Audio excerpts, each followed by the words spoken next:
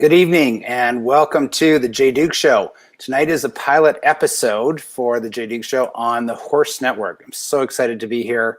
It's a really big moment for me. Carly Sparks is the editor-in-chief of Horse Network, and she is the producer behind the scenes tonight, making the magic happen.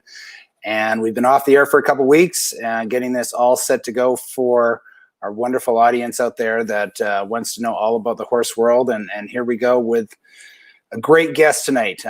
Coming up, we have Jimmy Torano, who is as tapped into the horse show world in the United States as anybody. So I can't wait to talk about several topics, from balancing his busy schedule to being a top producer of sales horses, to the cancellation of pony finals and all that's going to be upcoming. So thank you everyone for joining me on the pilot episode on Horse Network for the Jay Duke Show. I want to thank Farm Vet. They're with us tonight. They've been with me for a few weeks now, and they're a fantastic company for getting all of the supplies you possibly need for your horse. When you're at the next horse show, look for the Farm Vet trailer. Anything you need that's going to be in there, and the most knowledgeable staff you'll ever come across. Absolutely love that company. To upgrade the performance of your horse, to optimize the health of your horse, I really highly recommend going through Farm Vet. I also want to give a shout out to Marketing for Equestrians. Right now in these difficult times, this is the time we really need to be reworking our business and deciding how we're going to move forward through 2020 and into 2021. Give Marketing for Equestrians a call. Check out the services they have to offer. They do a great job of helping keep your business on track and moving forward into the future. So we're going to bring Jimmy on here. Jimmy's got a huge resume to him. He's a U.S. team member. He's competed in the World Cup finals. He won the 3-star Grand Prix in 2016, the Central Park Grand Prix, a $216,000 class. Was a leading rider at the famous Madison Square Gardens. Depending if you're a rider or horse for famous. Of course, he was 2005 national champion for the United States. Just an incredible resume. He's also one of the top trainers in the hunter world, the equitation world. And he still is, he sells horses of the top level. So like I said, when it comes to horsemen in the United States right now, we're very privileged to have Jimmy Torano on as a guest, and welcome, Jimmy. Thank you, Jay. Nice to be here. Where are you joining us from, other than your car? Where are you at tonight? I'm actually in Lexington, Kentucky right now. We've been here for a couple weeks showing, so we're in Lexington, and we hope to be here for a couple more weeks. Okay, yes, hopefully, and we're definitely going to talk about that tonight. As far as what's happening with the horse shows or not happening, and the challenges that everyone is facing with that. But I want to start off talking about horse sales with you. You are a top importer of horses from Europe. Pretty much every top show barn in America has a horse from you at some point in time, whether that be for the hunter ring, jumper ring, equitation ring. Let's talk about how that started, how you got into the importing of top sales horses for American riders. I would say, God, it's been maybe 30 years or so ago, maybe 25 years ago. A good friend of mine, Emil Spadone, and I decided to go over to Europe. We knew of a dealer over there, Paul Hendricks, and we went over there and we started driving around, and like we did in the old days, and we went to Paul, but then at the same time we drove around and beat the bushes, and we spent the whole day in the car driving all over the place trying to find horses. And it's really progressed from there. I've been very fortunate. I found a lot of great horses. I've done a lot with Paul Hendricks. Moved on. I did a lot with Hank Noren, and I have a very good guy over there now, Willem Greve, who really knows the market. He knows the hunters. He knows the equitation horses, and he knows the top level jumpers. He's on the Dutch team now. Probably will be on the squad for the Netherlands at the Olympic Games next year. So he's really he's got a good feel for what we need here in America, and a lot of horses. I don't even go over there. I buy a lot off the video for the equitation and the hunters, but he really is right on the ball. Well, the Hendricks name is so well known for horses. I myself have had some really great success with. I worked a little more with Emil specifically, but because I wrote against him, and so we had developed a relationship there. But and Emil Spadone obviously is so well known for that. Is it as far as creating the reputation you have with your sales horses, that's been, there's a lot of the term horse dealer can have negative connotations to it. So how have you avoided that pitfall of being, kind of the horse trader, horse dealer, and known for someone that really stands behind their horses and, produces consistent quality? Again, I think I've been very fortunate. I've had some very good people to deal with in Europe. As you know, you deal with Hendricks. They're as honest as it gets. They've produced so many good horses. They've sold to Ian Miller for a number of years, Beth Underhill, Jill Henselwood. The list goes on and on of Canadian riders. And then in this country, Laura Kraut, probably the most notable one. But, they've had so many good horses. Again, Hank Noren, a lot of top horses, and Willem Grave. And I think I've surrounded myself with very honest people that really know the market over here. And I try to buy as the best quality that I can get. I don't know that I would call myself a horse trader. I don't do a lot of that. Obviously you've got the odd horse that you do take in and trade, but I'm definitely I'm a horse dealer, and I obviously in this business, that's where you make your money. Yeah, no, absolutely. The sales are such a key part of the business. So how do you balance your business? You've got jet show stables, you're in Pennsylvania, you're in Florida, you're currently a Grand Prix rider, you're coaching top pony riders, you have hunters, you have jumpers, and then the sales that we're talking about. How many hours are in your day that you can get all that done? I'm busy. I would say I'm real busy. I'm 55 years old now, and I keep saying I'm probably working harder than I've ever worked. I think I've always worked hard, but right now I'm really busy. I'm still trying to stay active. I wouldn't say I'm the only, but I'm one of the few riders that really tries to do the jumpers and the hunters at the top level. I try to really stay current with everything. I try to judge, a few shows a year. I do the top shows, I do the medal finals, and I've done, every big indoor show and Devon. So for sure, I stay very busy. In addition to staying very busy with the hunters and the jumpers, I teach a lot. Right now, I'm very, very active, and with my son, I have a 10-year-old son that was grand champion at Harrisburg last year in the Pony Hunters as a 9-year-old. So that was pretty exciting. That was probably more exciting than winning any Grand Prix. You bet. It's a lot to balance. I think right now I've got some good people. I've got a good staff. My wife Danielle rides as an amateur. That's been a real added bonus for us. I wouldn't say she abuses it. She only rides her couple horses, but as you mentioned early on the show, I've been to the World Cup finals. I've ridden on the team. I rode at the Nations Cup at Aachen, Germany, and Danielle also. She's ridden in 2 World Cup finals. She rode on the team in Wellington with McLean and Kent Farrington and Hillary Dobbs at the time. So while she still is an amateur, she does do the Grand Prix level. She's won everything there is to win in the amateur rank. She was Horse of the Year 3 times in the jumpers, 3 times Horse of the Year in the amateur hunter. So, I think that also really helps our business. Horses go well for her. She does a good job. And, unfortunately, in our business and our lifestyle, we can't really afford to keep those top horses. So we've brought so many horses up to the top level. And unfortunately, when people come in and they want to buy those horses, we in turn sell them.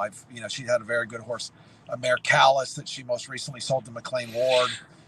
She had a very good horse, Vancouver de Auvray, that she sold to the Brazilian team, and the horse jumped right after they bought it, jumped at the WEG in 2010 in Kentucky.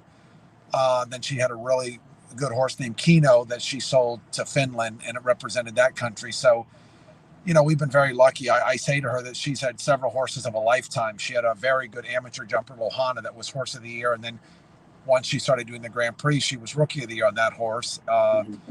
And then again, in the amateur hunter, she had Classic and Porter. So I think she's been lucky to have several horses of the year.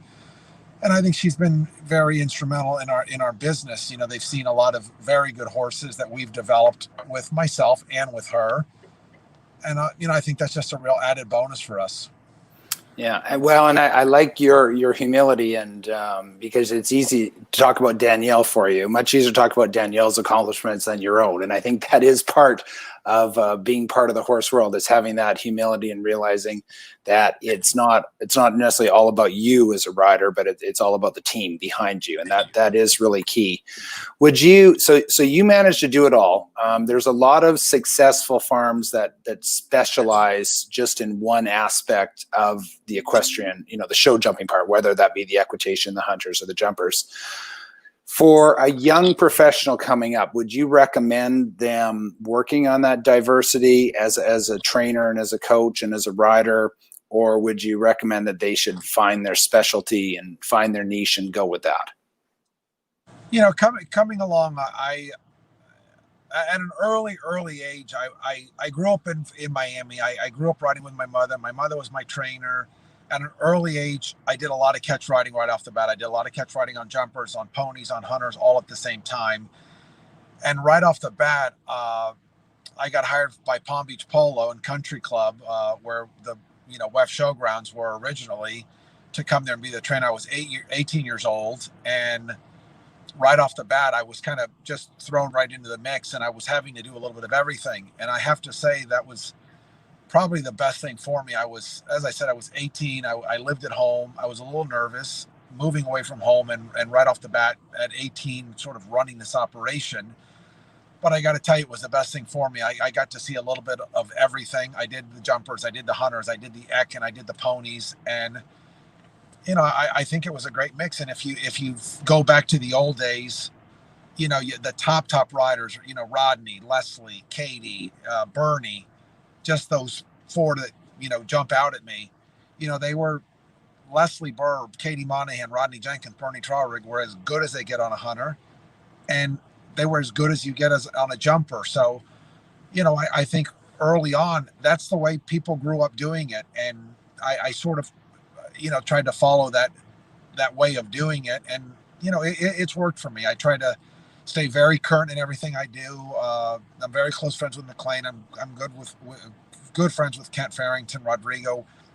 We talk a lot. After every Grand Prix, I get a phone call. What do you think? So I really try to, as you said, with the commentary, while I do those commentary classes, I get to watch a lot. I'm very involved. Obviously, first thing is trying to ride in those big classes, but when I'm not riding, I do the commentary, and I try to stay as involved as I can in all aspects of it. Yeah, and I think being that all-around horseman is something that's so important and key to your success and key to so many people's success. So, my answer, if someone asked me, would be the same. Is really diversify as much as you can, learn as much as you can about horses from all angles. I mean, I even had a little bit of a Western background and all of that. And I think the more you know about horses, the more successful you're going to be in all aspects of that horsemanship. So, hearing your story there like that shows a big part of our success today. So you're in Lexington, Kentucky. Which has been in the news in the horse world and on social media in the last couple of days, because the 2020 pony finals unfortunately had to have a last moment cancellation. They had positive tests on the grounds, and as a result of that, the show was called. So what is, you're there live on the scene, you're our live reporter, and tell us what it was like when that announcement came down, and how it was announced and how it was handled. It was a very unfortunate situation. This has been, this virus didn't come on overnight. We've all known about this. We missed part of Florida. This has been discussed a lot, pony finals. A couple months ago, several committees talked. They talked to USEF. It was really suggested that pony finals be canceled. The pony committee suggested it. The USHGA suggested it. And USEF really went against what everyone thought was the best. And all along, I said, one of my best clients, Shireen Fuquay, she's the sponsor, Collecting Gates Farms. They're the sponsor of the pony finals, as they have been for the last few years. And I spoke with her, and she said, "Look, we're going to go, and I really want to go, and whatever." And I said, I don't think it should probably run, but if they do run it, I'm going to be there. My son rides. Cat Fuquay rides. I thought, if they run it, I'm going to be there. And USEF decided to run it. There were rumors sort of, running around on Saturday midday that, for sure we knew there were a couple positives on the ground. One official came from another show that had a positive. He immediately left. There was a big barn, Dave Belford, that I got to say, he was a real stand-up guy. He immediately called management and said, look, we've got a couple positives. We're going to pack up and we're going to leave. They were in a matter of hours. I mean, they packed up 40, 50 horses and they were gone, and their braider as well. You know, she said, I tested positive, and they left. And then on Saturday, there were rumors sort of floating around that we might get, canceled and we might stop. And, this past week's show, unfortunately, on Saturday afternoon, there really was no announcement. An email went out that we would not be showing on Sunday and that Pony Finals would be canceled. I kind of went around to a few people. I talked to a few stewards, and I actually thought that they owed it to their customers and their clientele that were here supporting the event that an announcement be made. We had a high amateur classic that started at 6:30, and that was really the first announcement that was made that Pony Finals were going to be canceled and that Sunday would be canceled. And again, I thought that was a little late. I thought it could have been done a couple hours earlier. There have been a lot of people that have left the grounds that didn't even know that yet. And there's a lot of people that don't read their emails daily or hourly. So luckily, word did get around rather quickly. Again, I thought Sunday could have run. Maybe they could have done something special. There was a pony derby on Sunday. Maybe there could have been some sort of consolation thing where they allowed every pony that was on the ground to enter the derby. They could have run 3 rings, I thought. But, they did cancel it. Again, the unfortunate thing, in my opinion, was USEF made the decision to run the event. They didn't say we're going to run the event, but if something happens, we will cancel. So a lot of people, for myself, yes, it's a big deal. My son is 10, but he's been here before. He'll be here again. Luckily, he's been to some great events. As I said, he got to show at Harrisburg and indoors last year. But, there's some kids that, maybe aren't in the position that he's in, that don't get to do those big shows. They don't get to travel around the country. There's a lot of stories that you hear. I helped 1 or 2 kids that I was doing a favor. I was helping for free that, really made a sacrifice to get here. An oval boy that, did 2 shows the entire year to save all their money so they could ship their pony here from Colorado. Wow. And, families that drove all night to get here, sort of a mom and pop show. And, so that was really unfortunate. And if you take all the people together, there were millions of dollars spent for a lot of these families to get here. So yes, for me, I think to wait till all the people arrived and to get on the grounds to cancel it, I think was a real hard pill to swallow. I think, we knew there was going to be positives, whether you go to a restaurant or you wherever you go, there's going to be positives. And yeah, there were, I think 3 positives, but yet 3 positives with maybe 10,000 people on the ground. I think in a way that's a success. They immediately left. They didn't stay around. So, it was a very unfortunate situation. I think Hugh Kincannon and his management team are amazing. They do a great job. From my understanding is this was handed down by USEF, not by Hugh Kincannon. I think they did all the right things. I think they were very strict here at the horse park. I didn't see anybody not wearing masks. I think they were very diligent. They had the golf cart patrol driving around. And again, I think it was just a very unfortunate situation for mainly for a lot of families that really this was everything for them, and to try to do what they can for their kids. So, unfortunately, it is what it is. It's a done deal, but it's just a real sad turn of events.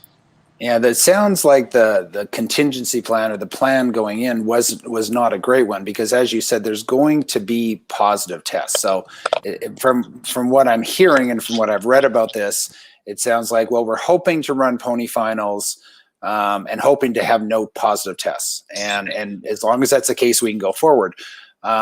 That's not a realistic expectation, though, with what's happening with the numbers. So to think that, so they either needed to say, look, we're not going to do it because we're probably going to have 2 or 3 or 4 positive tests. Or if we do have those positive tests, here's how we're going to handle it. It does seem to be, though, consistent with what's happened in other sports, as soon as there's a positive test, it's almost like everything seems to want to shut down. And I think that does seem to be a common theme. And, I'm not a medical health expert, so I can't comment if that's the right thing to do or not. But it does seem not a very realistic point of view, especially when you take into account, as you said, all the sacrifices personally and financially that have been made by these families of these children. Right. So that is difficult. Now, what do you think moving forward? They've talked about moving, I think, Capital Challenge to Florida, the National Horse Show down to Florida. There's been some different plans with that. What is your opinion? Should this just, do you think they should try to go forward and say, well, if there's positive tests, here's how it's going to be handled? Or do you think these horse shows should be canceled? Jay, I got to tell you, I go back and forth. I was very involved 3 months ago. I contacted David Burton, who basically runs the ESP facility where WEF is run down in Palm Beach and Wellington. I made a phone call to him and I said, what do you think if would you be interested in running the indoor shows here at your facility? And he thought about it, he mulled it over, and he said, you know what, I would. I think it would be a great thing. And then I contacted Susie Webb, the president of the Pennsylvania National. I contacted David Disler, the manager of the Washington International Horse Show, and then I contacted Michael Morrissey, and I got them all together and I said, what do you all think? And they were all in agreement. Wow, it would be a great thing. So I kind of started, getting my ducks in a row and talking to people. As it turned out, there was a real problem between Longines and Rolex. The Wellington grounds is a Rolex facility. Washington holds a World Cup qualifier. The National holds a World Cup qualifier. Both Longines event. Rolex and Longines were butting heads. There was a little issue at the WEG in 2018 when they ran it in Tryon. So that wasn't really an option. And we kind of kept trying to figure out how we could do that, how we could get them to come to terms with that. And they really didn't. And then we were still thinking Florida. And I got to say, Michael Morrissey came up with a great idea. He's been very involved with the Tampa facility for a number of years. And it was really his idea to get Tampa. So I'm on the board at Harrisburg. I was very involved in that decision making. And I was in contact a lot with David Disler. And we talked about it a lot. David decided he would take a drive to Tampa, see the facility, make sure that it was up to par.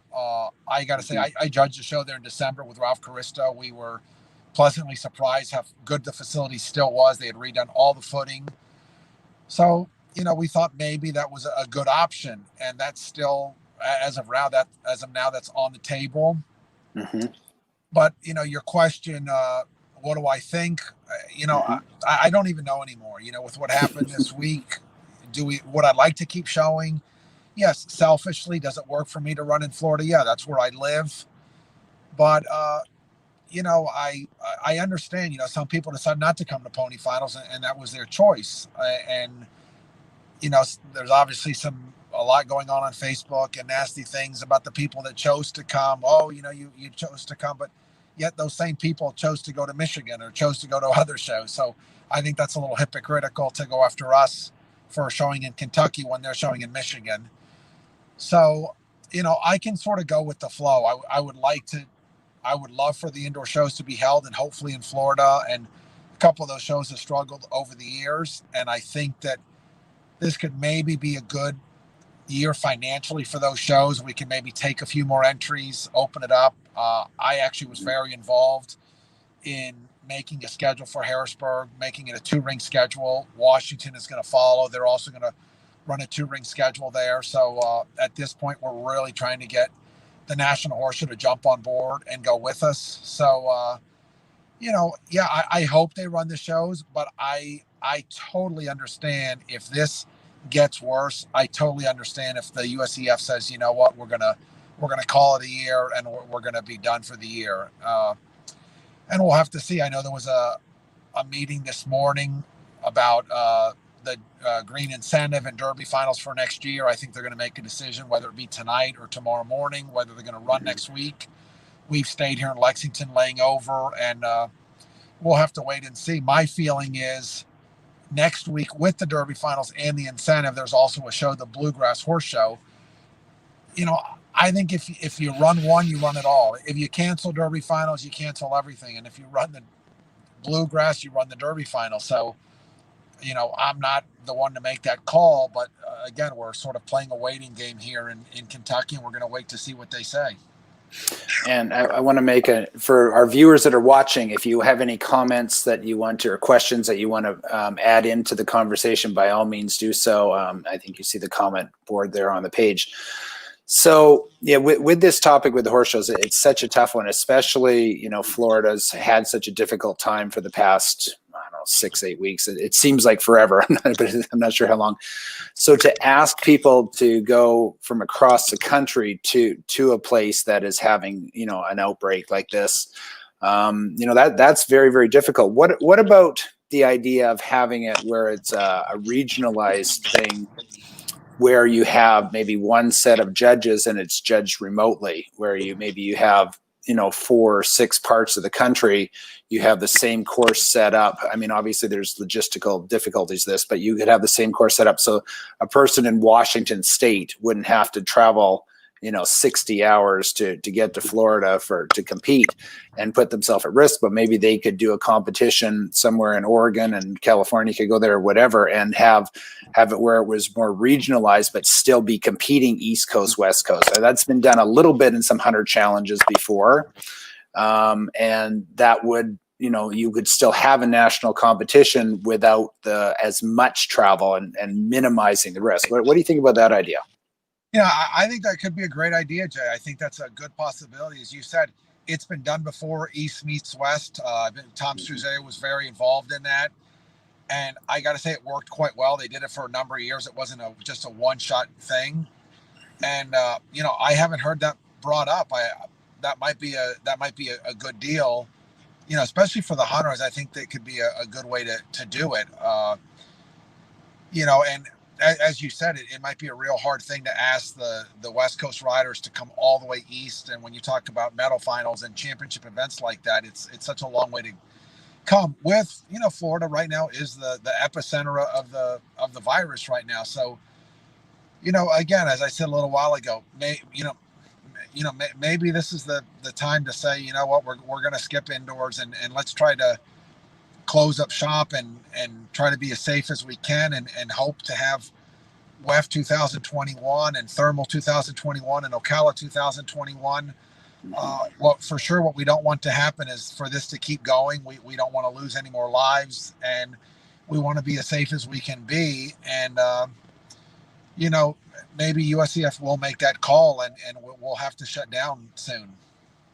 Yeah, well, thank you for your candid answer to a question that really nobody knows the right answer to this. And so it is such a difficult topic. And I think the more that we can discuss it in public forums and public discussions like this, the better solutions we're going to come up for how we're going to move forward from this situation. Because they just recently said the Canadian-U.S. border might not be open till next summer. So I'm immediately like, oh, wow.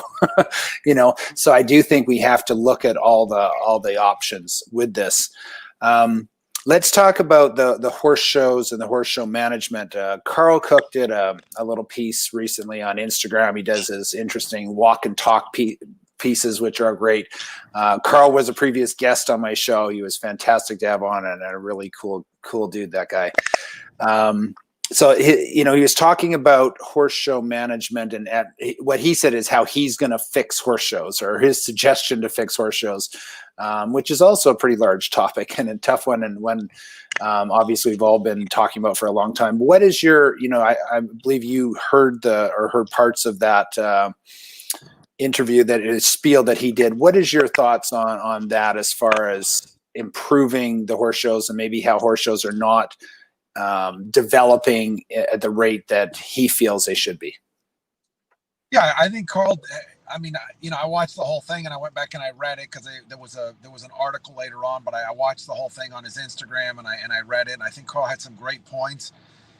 And I think he makes a lot of sense. I think, even right here where we're showing in Kentucky, and I showed here, and I think I won the Grand Prix here in 1998, and it was $50,000. And I won the Grand Prix here last year, and it was $50,000. So Carl actually talked about a $25,000 Grand Prix being $83,000 now.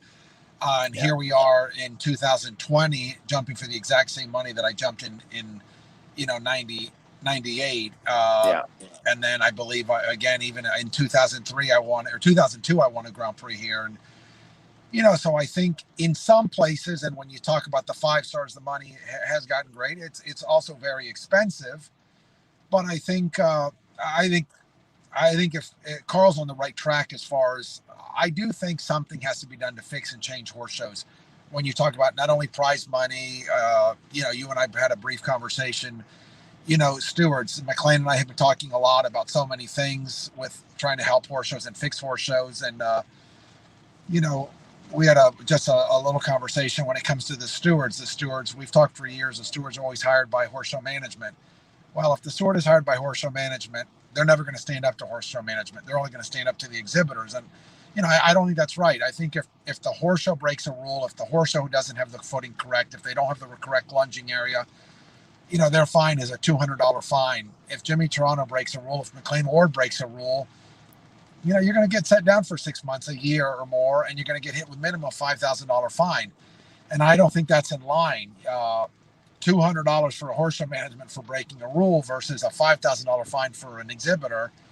I don't think that's right. So I think there's got to be a way, and I think there could be. I think there could be a way for there to be a pool of stewards approved by the USEF and still approved by management. Maybe management says, look, you say, look, you have these 3 to pick from, or these 5 to pick from, and pick those stewards from that group of stewards where they're actually being paid and work for the federation, so that they can say, look, this horse show management, the footing was terrible. They didn't water the ring. They didn't drag the ring. It wasn't acceptable. The lunging area was dreadful. Whatever it might be, there wasn't a Grand Prix check-in. They did not follow protocol. They did not follow rules. And then, there are 1 or 2 stewards that I got to say, they've got a, strong backbone, and they will stand up and they say, look, this happened, and they will write it in their stewards report. But there's maybe a handful of those. So, I think Carl's got some great ideas. McLean and I spoke a lot the other day. I think a lot of us exhibitors are very frustrated. I think you go to some places that it's top notch. I got to say, I'm here in Kentucky. I've come here for this is my 4th. I've come to Kentucky for a number of years, but as far as this group of shows that I'm at now, this is my 4th year here. And I have to say it's top notch. The footing is as good as it gets. They put it in before the 2010 WAG. They have updated it. They've upgraded it year after year. They've got a guy, Roy, that does the footing. Hugh Cannon is top notch. He's got JP Bordello, who is his right-hand man. And, everything here is first class. I know Spruce Meadows. I mean, they do everything first class.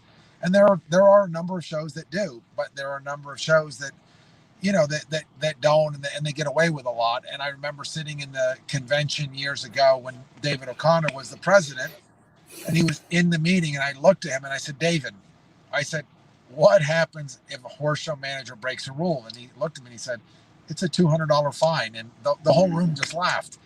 Yeah. And, if a horse show breaks 10 rules, that's $2,000 fine. Well, the money they're bringing in and I'm not saying WEF is breaking a rule, but let's take a horse show like WEF. The amount of money that they're bringing in, if they're fined $2,000, they don't even feel that. If you fine me $5,000 and you set me down for a year, I'm done. I mean, you've put a big dent in my business. I got to start over. Yeah. So I don't think it balances out. And so that brings me to another huge topic of 2020, and that is the mileage rule. And so, because what you're saying there is, hey, there's some fantastic shows, and then not others that maybe are not as good, which of course we all know that. And so then, it's easy to say, well, just go to the great horse shows. But then that becomes very difficult when we factor in the travel element, saying, yes, Kentucky obviously is a top show and there's a few others, but there's a lot of people that don't have easy access to those shows.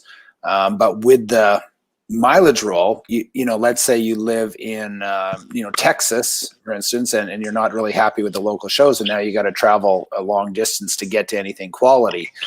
What is your opinion on the mileage roll? And a lot of people say, and again, Carl talked about the mileage roll, and a lot of people go back and forth on this, and there's a lot of sides to it.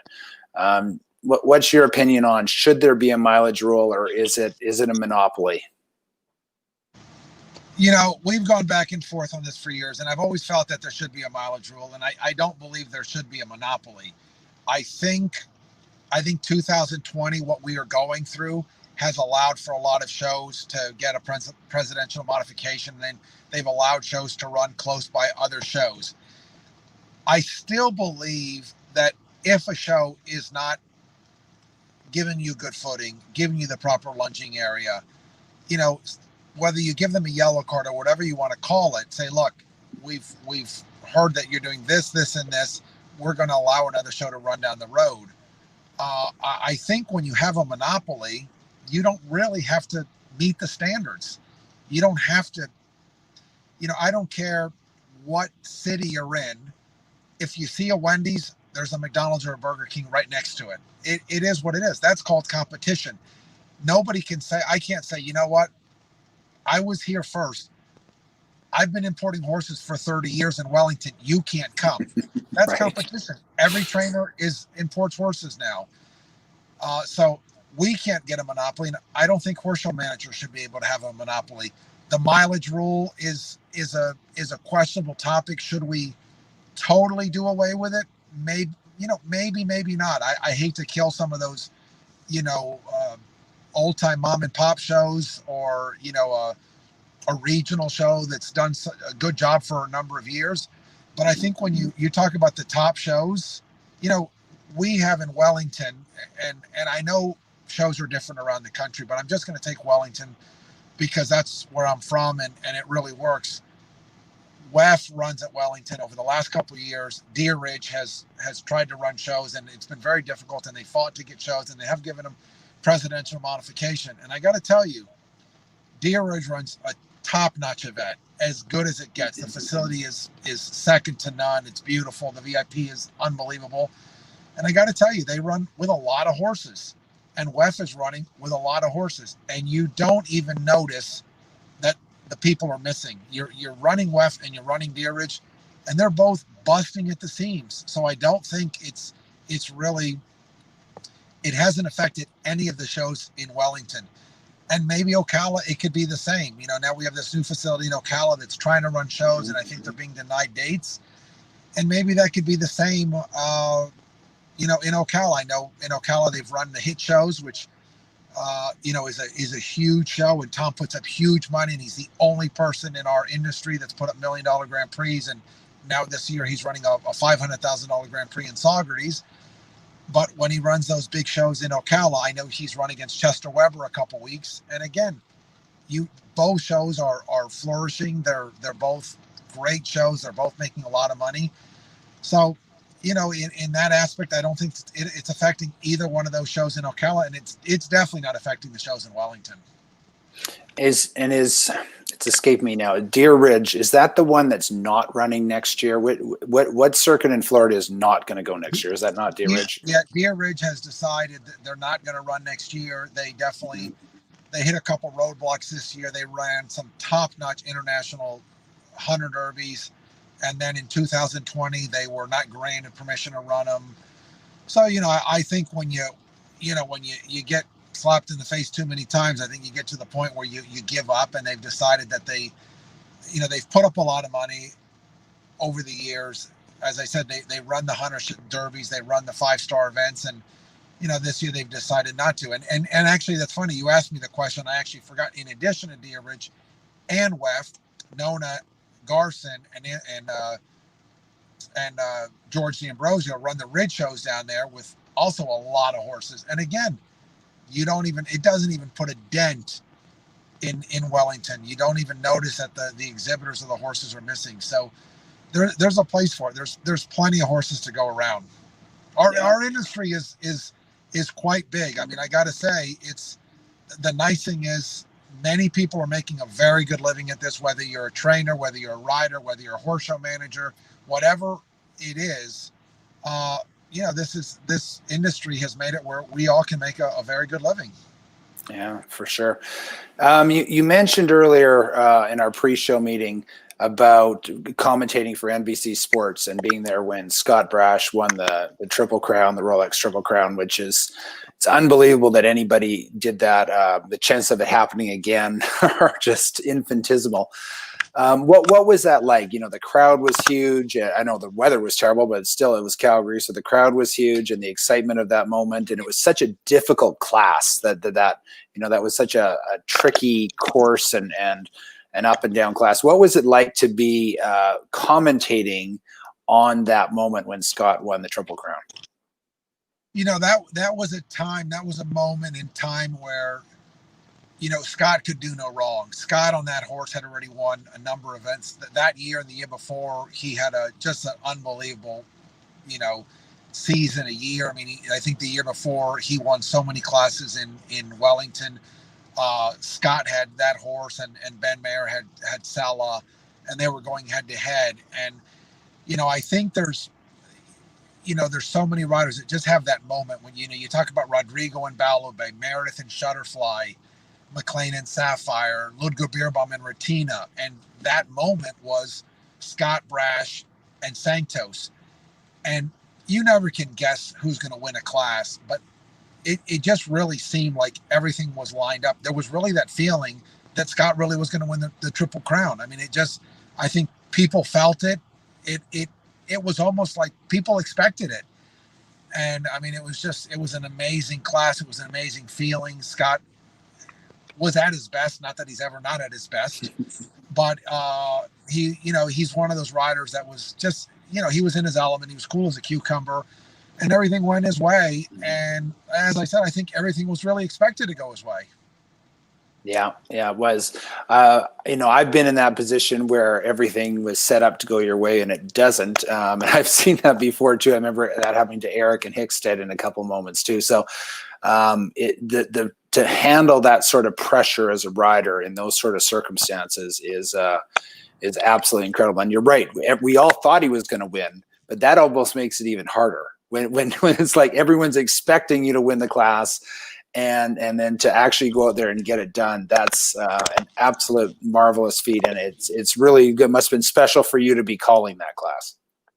Yeah, it was. It was pretty neat. I was actually doing it with, I was doing basically color commentary. I do this I don't sit down with paper and pen. I have nothing written in front of me. Everything that comes out of my mouth just comes off the top of my head. I know the riders, I know the players, I know the horses, I know the stats.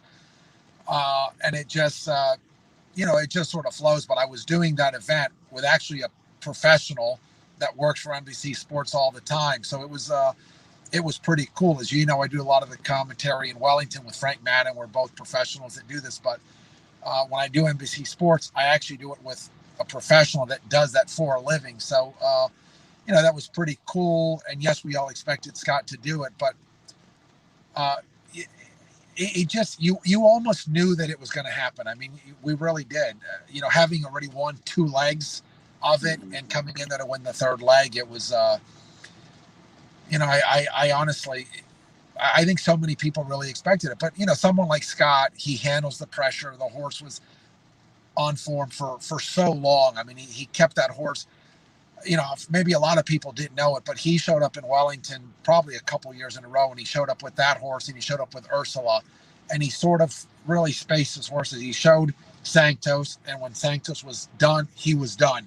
He showed Ursula, and when Ursula was done, she was done. And he just sort of did that. He went through his horses that way. And, that's, just being a good horseman, being exactly when to have your horses peak, not overusing them, not underusing them. He really, he had his ducks in a row. And I think he had a good plan for that horse for the year, because obviously he was going after that. It wasn't like that was just by chance that he won the Triple Crown. I think he really was going after that, and it all really, everything just fell in place.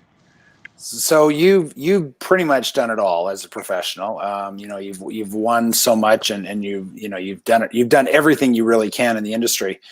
What's it like watching your son ride around the ring? What, you know, that's got to be a different feeling. Tell the viewers what it's like. And I mean, I've watched my daughters, and I do, and I mean, you're like this the whole time. What's it like watching your kid out there competing? Oh, that's nerve-wracking. It's probably harder than riding any Grand Prix. You know, last year he was only 9. He really only started when he was 8. He had a children's pony, and we bought a small pony, and we started out the year. We sort of put him on there, not really being ready to do the smalls, but we thought, you know what, why not? It's now or never. We didn't really have a lot of expectations. And then, you know, last year we came here to pony finals, and he had a small and he had a medium, and he was right in the running on his small, and he made one little mistake, and he was just out of it. And then he went on his medium, and he was right in the thick of things. The pony was a very good mover, and it was a decent model. For some reason, we just kept getting bad luck. We were getting like a 90 and an 88, and then one judge hammered us with like a 70 something. And then we went in the hack, and again we got a 90 and maybe an 89, and one judge maybe gave us an 80. So we were coming in like 17th into the jumping phase. And, you know, for us, the top 10 would have been, you know, we would have been over the moon. And so he, you know, there were 80 ponies or whatever, or 180 ponies, I'm sorry. So we waited a long way, and we sort of had a plan. And I said, you know, 1 hour before you go, you're going to sit here and you're going to watch. This is you know, I want you to have fun, and I want you to be with the kids. But for 1 hour before you go, you're going to sit here and you're going to watch.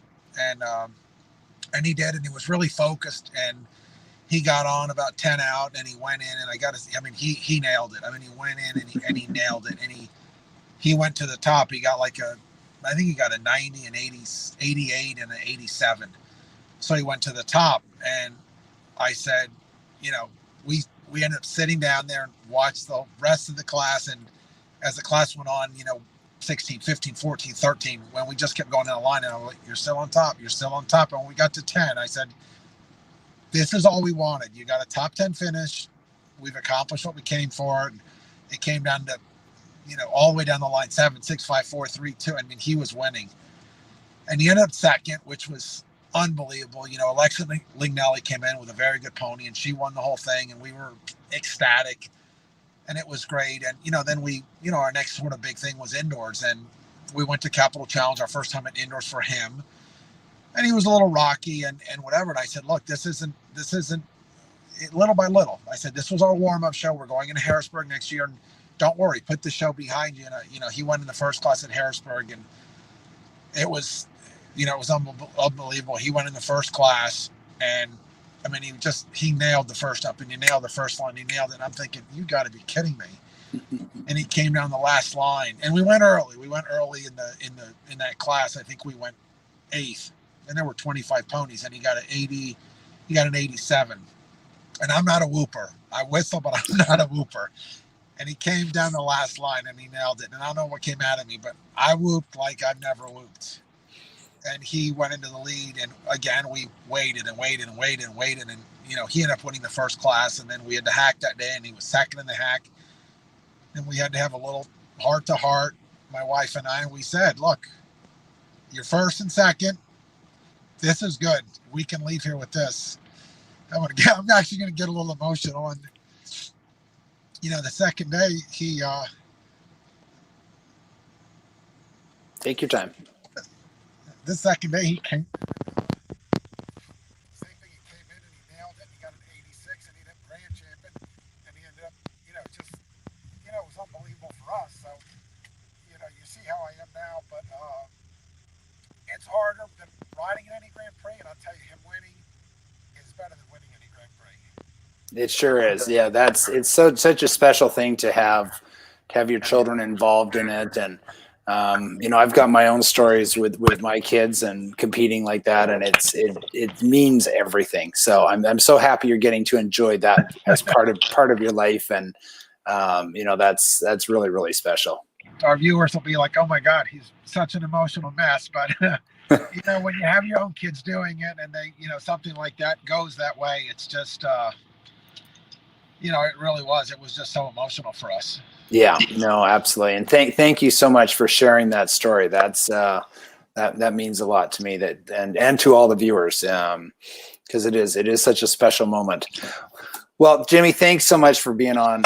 It was really my honor to have you as a guest on the Jay Duke Show and on our premiere episode on the Horse Network, which I'm so excited to be part of this amazing team at Horse Network. And thank you to Carly for making tonight happen.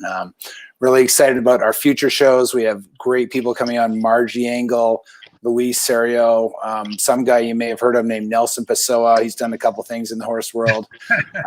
It's so exciting what's coming up with this show and moving forward, and I can't wait for the future.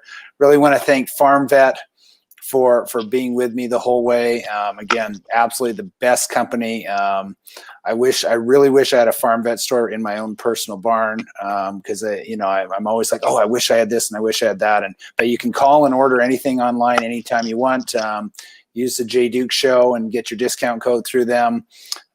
Just absolutely the best for keeping those horses happy and sound. And marketing for equestrians, again, let's look to the future. As this conversation showed, there's so much to the horse world, even in this crazy difficult year that we're having here in 2020.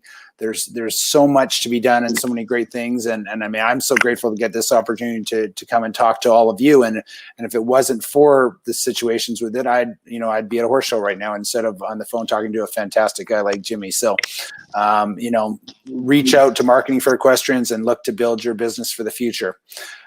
Thanks so much for signing on. And as always, ride safely and respect the horse. Thank you. Thank you, Jay.